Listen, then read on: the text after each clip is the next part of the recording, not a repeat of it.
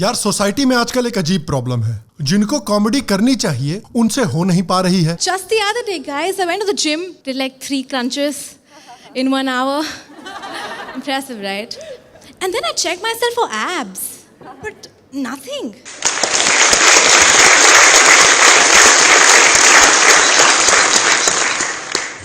When this random guy came up to me and went, it's like, whoa, excuse me, bhaiya, feminism aa chuka hai. So he went again and said, it's like, whoa, hold on a second. I think I need to talk to him in his language. So I went,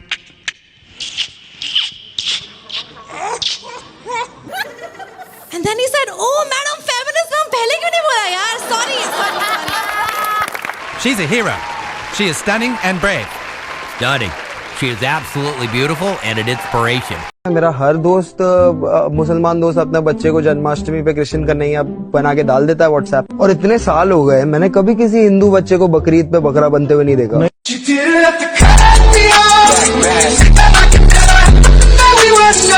और जिनको comedy नहीं करनी चाहिए वो भारत की सबसे बढ़िया comedy कर रहे हैं, जैसे कि वो लोग जो कह रहे हैं कि हिजाब मुस्लिम औरतों को हरासमेंट और मॉलेस्टेशन से बचाता है। भाई साहब, सऊदी अरेबिया को ही देख लो, काम नहीं कर रहा ये टोटका। तो आज के वीडियो में मैंने आपके लिए हिजाब डिबेट में भारत के सबसे क्रिंज जस्टिफिकेशंस का रिव्यू किया है, चाहे पॉलिटिशियंस हो, चाहे जर्नलिस्ट हो, एक्टिविस्ट हो, या फिर सुप्रीम कोर्ट एडवोकेट हो। तो आइए शुरू करते हैं, लेकिन इस वीडियो में बहुत भारी क्रिंज होने वाला है, तो प्रोटेक्ट योरसेल्फ।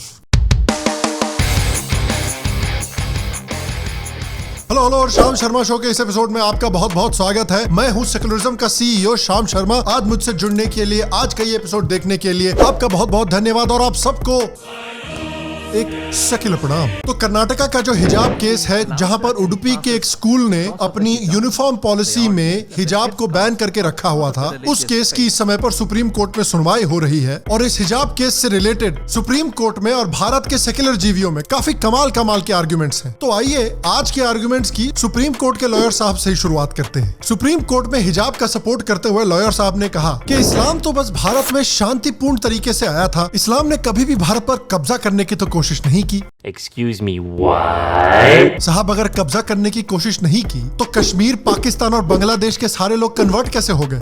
मैं बताता हूँ, ये राज भी उसी के साथ चला गया सर। भारत के आधे मंदिर कैसे टूट गए? ये राज भी उसी के साथ चला गया सर। भारत का धर्म के नाम पे पार्टीशन कैसे हो गया? I don't know. साला, इस तरह के आर्गुमेंट्स को तो औरंगजेब और बाबर जैसे इन्वेडर भी देखते होंगे और सोचते होंगे कि यार हमारी कोई नहीं है, हमने साला इतने लोगों को मारा, इतना कत्लेआम किया, इतने लोगों को जबरदस्ती कन्वर्ट किया, इतने मंदिर तोड़े, कोई क्रेडिट ही नहीं देना चाहता हमको। ना साले हिस्टोरियन क्रेडिट देते हैं, ना सुप्रीम कोर्ट के लॉयर क्रेडिट देते हैं। मजाक चल रहा है यहाँ पे। समझे क्या? एडवोकेट साहब ये भी कहते हैं कि स्कूल में अगर हम यूनिफॉर्म की पॉलिसी डाल देंगे तो उससे सरदार पटेल और अंबेडकर साहब का डर जो है वो सच हो जाएगा। देखा, इसीलिए मैंने चश्मे पहनने के लिए बोला था आपको। अबे डॉक्टर अंबेडकर को स्कूल में यूनिफॉर्म की पॉलिसी से कब प्रॉब्लम हो गई? मतलब ये तो वही बात हो गई कि एक सेक्युलर जीवी ने सड़क पे एक आदमी को देख लिया और बोल दिया कि अरे नेहरू जी का डर देखिए सच हो गया। लेकिन अगर वो सड़क पे आदमी राहुल गांधी हो और नेहरू जी का डर कांग्रेस के सर्वनाश होने का हो, तब वो डर बिल्कुल सही है। वैसे अंबेडकर जी को जिस बात का डर था उसके बारे में मैं आपको बताता हूँ एडवोकेट साहब। अंबेडकर जी ने बुर्के और हिजाब के बारे में कहा था कि बुर्का पहनी हुई औरतें इंडिया का सबसे भद्दा दृश्य है, बुर्का पहनने से औरतों की हेल्थ पे बुरा असर पड़ता है। उन्होंने ये भी कहा था कि बुर्का और हिजाब जैसी चीजें पहनना मुस्लिम औरतों की गुलामी की मेंटालिटी दिखाता है और मुस्लिम औरतों के इंफीरियोरिटी कॉम्प्लेक्स को भी एक्सपोज करता है। कहीं आप इस डर की बात तो नहीं कर रहे थे? एडवोकेट साहब कहते हैं कि देखिए इंडिया का क्या हाल हो गया है। इंडिया एक ऐसा देश है कि 5000 साल के बाद भी इस देश को कोई तोड़ नहीं सका। अरे चीचा, पिछले 100 साल से सो रहे थे क्या? धर्म के नाम पे ऑलरेडी पाकिस्तान और बांग्लादेश कट के अलग हो चुके हैं इंडिया से। धर्म के नाम पे आधा कश्मीर आज भी घुसपैठियों के हाथ में इलीगली पड़ा हुआ है। एडवोकेट साहब ये भी कहते हैं कि भारत में ऐसे कानून लगा दिए गए हैं जिससे माइनॉरिटी कम्युनिटी को मार्जिनलाइज किया जा रहा है। लेकिन बात तभी सही है अगर आप कश्मीर और मिजोरम की हिंदू माइनॉरिटी की बात कर रहे हैं, क्योंकि इस माइनॉरिटी के जो रिलीजियस इंस्टीट्यूशंस हैं वो गवर्नमेंट के कंट्रोल में है, जबकि मस्जिद और चर्चेस बिल्कुल स्वतंत्र हैं। ये माइनॉरिटी अपने खुद के एजुकेशनल इंस्टीट्यूशंस मैनेज नहीं कर सकती। इस माइनॉरिटी के रिलीजियस कानूनों में दखल होता रहता है, जबकि मुसलमानों और क्रिश्चियंस के कानून में कोई दखल नहीं होता। मुस्लिम्स का जो वक्फ बोर्ड है वो कभी भी हिंदुओं की प्रॉपर्टी हड़प सकता है। हिंदुओं के मर्दों और औरतों के बीच में बिल्कुल बराबर के अधिकार है, लेकिन मुसलमानों की औरतों को अभी भी आधा अधिकार है। किस मार्जिनलाइजेशन की बात कर रहे हो साहब? फिर एडवोकेट साहब से थोड़ा आगे बढ़ के बात करते हैं फेमस कम्युनिस्ट स्वरा भास्कर जी के बारे में, जो हर एक डेडिकेटेड इंडियन कम्युनिस्ट की तरह कैपिटलिज्म को गाली भी देती हैं और फिर अंबानी के प्रोडक्ट बेच के पैसे भी कमाती हैं। Our claims be 2019. Be healthy and be happy. Happy New Year!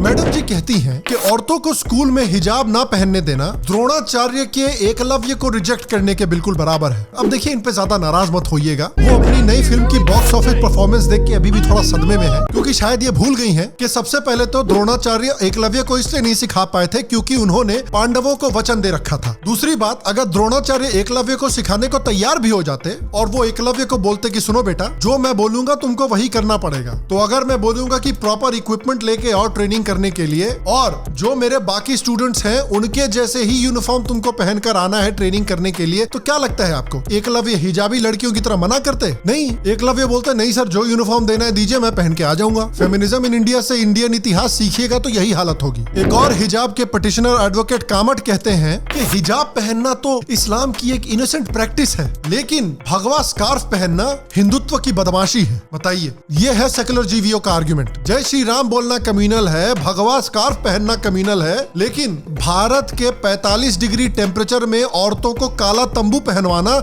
Innocent practice. Live law के एडिटर ने आर्टिकल लिखा कि स्कूल के यूनिफॉर्म के रूल्स को तोड़ना रिलीजियस फ्रीडम है। अच्छा, मदरसों के अंदर जो लड़कियां पढ़ने जाती हैं, अगर वो कहें कि मैं हाफ पैंट पहन के जाना चाहती हूं, ये उनका चॉइस चलेगा? बंद करो, हाथ जोड़ के। आवाज नहीं निकल रही है। पब्लिक डिसेंसी और मोरालिटी। Public decency. वापस आते हैं जरा सुप्रीम कोर्ट के एडवोकेट साहब पे, जो कहते हैं कि देखिए, हिजाब से रिलीजियस हार्मनी बढ़ेगी, क्योंकि हिंदू लड़की मुस्लिम लड़की से पूछेगी कि जरा हिजाब के बारे में मुझे बताओ, तो दोनों के बीच रिलीजियस डिस्कशन होगा। हाँ जी, और हिंदू लड़की ये सीखेगी कि लड़कियों की गलती है कि मर्द उनको देख के ठड़काते क्यों हैं। मर्दों को कुछ नहीं चेंज करना चाहिए, लड़कियों को ज्यादा कपड़े पहनने चाहिए ताकि मर्द उनको हरास ना करें। यही बात अगर आप एक इंडियन सेक्युलर जीवी फेमिनिस्ट को बोल दीजिएगा तो उनका दिमाग खराब हो जाएगा, लेकिन ये सब एक गरीब मुस्लिम लड़की से करवाना बहुत अच्छी बात है। यही तो खूबसूरती है यार लेफ्ट विंग फेमिनिज्म की, कि आप मुझे कुछ भी करने को नहीं बोल सकते, आप मेरी लाइफ बिल्कुल भी कंट्रोल नहीं कर सकते, लेकिन मुस्लिम औरतों को हिजाब पहनवाइए, उनसे निकाह हलाला करवाइए, उनको ट्रिपल तलाक दीजिए, उनको इनहेरिटेंस का आधा अधिकार दीजिए। ये उनका कल्चर है, मेरे को क्या फर्क पड़ता है, भाड़ में जाए वो। और देखिए यार, अगर आपको लगता है कि जो एग्जांपल्स मैंने आपको दिखाए हैं वो बुरे थे, तो डोंट वरी, अभी तो पार्टी शुरू हुई है। एडवोकेट साहब सुप्रीम कोर्ट में जाके कह रहे हैं कि भाई औरतों को तो हिजाब पहनना बहुत पसंद है। राणा अयूब जी कह रही है कि भैया इट्स हर चॉइस। लोग इस बात पर नाराज हैं कि कोर्ट ये कैसे डिसाइड कर सकता है कि हिजाब एसेंशियल प्रैक्टिस है कि नहीं। लोग कह रहे हैं कि देखिए, मुस्लिम औरतों से किस तरह से उनके अधिकार, उनके इंडिविजुअल राइट्स छीने जा रहे हैं भारत में। औरतों का देखिए भारत के हिंदुत्व देश में किस तरह से डिह्यूमनाइजेशन हो रहा है। लोग रूबिका लियाकत जैसे जर्नलिस्ट को अटैक कर रहे हैं, ये बोलकर कि अरे ये मेकअप पहन के गाड़ी चला सकती हैं, तो लड़कियां हिजाब पहन के पढ़ाई क्यों नहीं कर सकती। और देखिए, ये भी एक बिल्कुल क्लासिक स्ट्रॉ मैन आर्गुमेंट है, क्योंकि ये तो वही बात हुई कि अगर मैं किसी को बोलूं कि यार सड़क पर मत पॉटी किया करो, खुले में हगना बंद करो, और फिर राणा अयूब ट्विटर पे जाके चिल्लाएगी कि हिंदुत्ववादी माइनॉरिटीज को हगने से रोक रहे हैं। वो कह रहे हैं कि अगर तुमको हगना है तो पाकिस्तान चले जाओ। हिंदुत्ववादी चाहते हैं कि मुसलमानों को किडनी स्टोन हो जाए। बिल्कुल क्लासिक स्ट्रॉ मैन आर्गुमेंट है भैया। देखिए, कोई भी ये नहीं कह रहा कि मुस्लिम औरतें अपने घर में या घर के बाहर हिजाब नहीं पहन सकती। लोग सिर्फ ये कह रहे हैं कि स्कूल के पास ये अधिकार है कि वो अपनी यूनिफॉर्म की पॉलिसी खुद डिसाइड कर सके, और अगर उनकी यूनिफॉर्म की पॉलिसी हिजाब नहीं अलाउ करती तो ये उनका अधिकार है। जो एडवोकेट साहब सुप्रीम कोर्ट में जाके बकवास से बकवास आर्गुमेंट दिए जा रहे हैं, उनको भी भारत की 45 डिग्री की गर्मी में बैटमैन वाला शॉल पहन के जाना पड़ता है। कच्चा बनियान में तो नहीं जा सकते ना वो कोर्ट, क्योंकि कोर्ट के कुछ यूनिफॉर्म के रूल्स हैं जो सारे एडवोकेट्स को फॉलो करने पड़ते हैं, और कोर्ट की तरह ही स्कूल्स के भी यूनिफॉर्म के कानून होते हैं। जिस तरह राणा अयूब जी की चॉइस है कि वो हिजाब को सपोर्ट करें, उस तरह हमारी भी चॉइस है कि हम ये दिखाएं कि किस तरह मुस्लिम सोसाइटी में जबरदस्ती हिजाब औरतों के ऊपर डाला जाता है। और अगर ये जबरदस्ती की प्रैक्टिस नहीं है, अगर हिजाब पहनना इतना ही फेमिनिस्ट है, तो मुस्लिम देशों में औरतें अपनी जान पर खेल के हिजाब के खिलाफ प्रोटेस्ट क्यों कर रही हैं? देख लीजिए कैसे ईरान में हजारों औरतें अपनी जान जान जोखिम में डालकर हिजाब के खिलाफ प्रोटेस्ट कर रही हैं। महसा अमीनी के साथ ईरान में जो हुआ है वो क्या उनकी चॉइस थी? ये जो औरतों के साथ ईरान में रोज होता है ये आपको क्या चॉइस लग रहा है?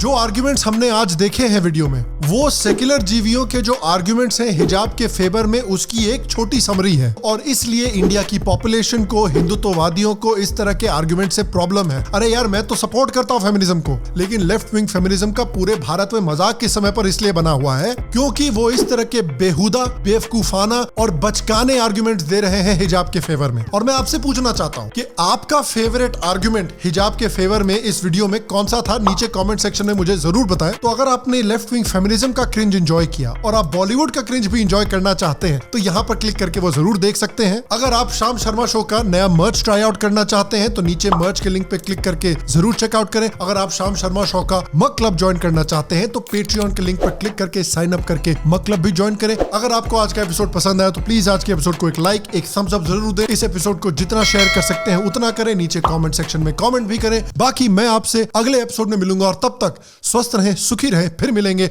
और आप सबको एक सेक्युलर प्रणाम।